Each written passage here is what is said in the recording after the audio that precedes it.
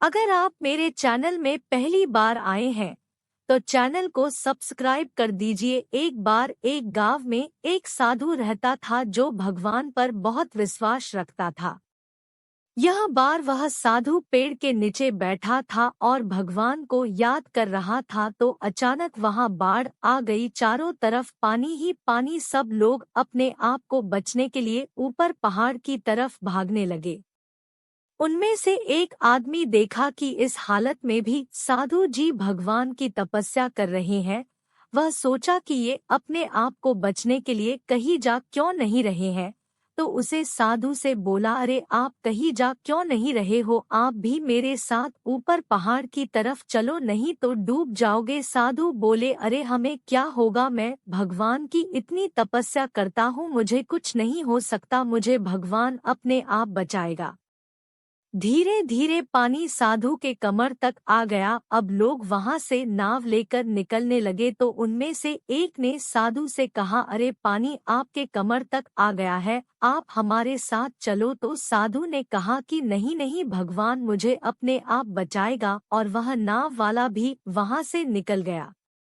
कुछ देर बाद पानी इतना बढ़ गया कि साधु के सर तक पहुंच गया और अब लोगों को बचने के लिए हेलीकॉप्टर निकलने लगे।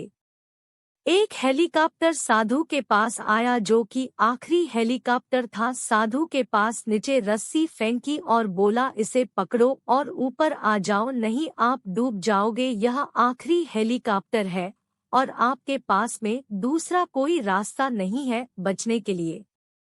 साधु ने कहा, यह रस्सी वापस ऊपर खींच लो और आप चले जाओ, मुझे भगवान के ऊपर पूरा भरोसा है, वह मुझे बचा लेगा। पानी काफी ऊपर आ गया, पेड़ डूब गया और साधु की भी डूबने से मौत हो गई। मरने के बाद साधु भगवान के पास गया और बोला, है भगवान, मैंने पूरी जिंदगी आपकी तपस्या की, मेरा सारा जीवन आपकी आराधना करने में लगा दिया, फिर भी इतने भरोसे के साथ इंतजार किया कि तुम मुझे बचने आओगे, लेकिन वहां मेरी डूबकर मौत हो गई और तुम नहीं आए, ऐसा क्यों?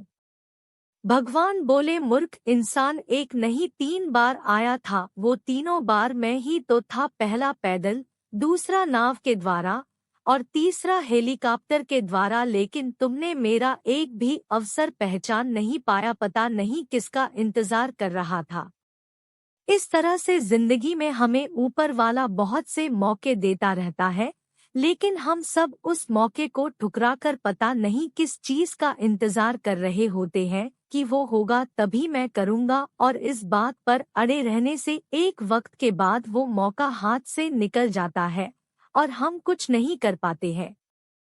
तो किसी भी अच्छे समय का इंतजार मत करो, जो भी करना है आज और अभी से ही शुरू कर दो।